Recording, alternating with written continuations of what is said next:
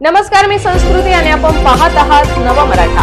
राज्य सरकारने शेतकऱ्यांसाठी अत्यंत फायदेशीर ठरलेली 1 रुपयात पीक विमा योजना यंदाच्या खरीप हंगामापासून बंद करण्याचा निर्णय घेतलाय। एकनाथ शिंदे आणि देवेंद्र फडणवीस यांच्या अध्यक्षतेखाली झालेल्या बैठकीत हा निर्णय घेण्यात आला आहे। 26 मार्च रोजी कृषी विभागाने अधिकृत पत्रक जारी करून सर्व संबंधित अधिकाऱ्यांना या निर्णयाच्या अंमलबजावणीच्या सूचना दिल्या आहेत। तसेच या योजनेच्या माध्यमातून शेतकऱ्यांना नाममात्र दरात विमा संरक्षण मिळत होते। मात्र योजना अंमलबजावणीच्या प्रक्रियेत अनेक अडचणी आणि गैरप्रकार उघड आले आहेत। त्यामुळे सरकारने हा निर्णय घेतल्याचे समजते।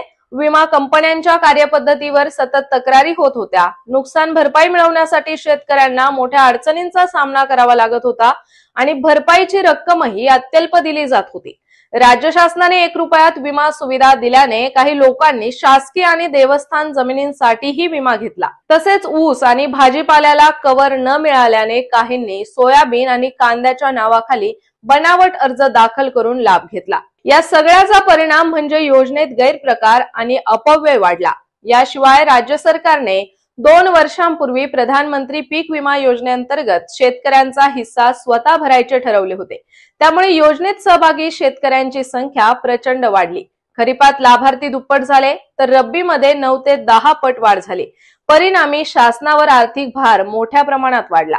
दरम्यान सरकारच्या आकड्यानुसार गेल्या 8 वर्षात विमा कंपन्यांना 43,201 कोटी रुपये दिले गेले, तर त्यांनी फक्त 32,658 कोटींचीच नुकसान भरपाई दिली।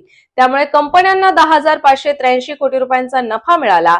हाच आर्थिक ताण लक्षात घेता आता सरकारने शेतकऱ्यांना स्वतःचा वाटा भरावा लागेल असा निर्णय घेतला आहे। या योजनेत राज्य सरकारने पेरणी न होणे, स्थानिक आपत्ती आणि काढणीनंतरचे नुकसान यासाठी अतिरिक्त संरक्षण दिले होते। त्यामुळे शेतकऱ्यांना भरपूर फायदे मिळत होते। पण आता हे अतिरिक्त लाभही बंद होणार आहेत। शेतकऱ्यांनी पुढील हंगामासाठी योग्य नियोजन करणे आवश्यक ठरणार आहे। तर अशाच माहितीपूर्ण बातम्यांसाठी चॅनलला सबस्क्राइब नक्की करा।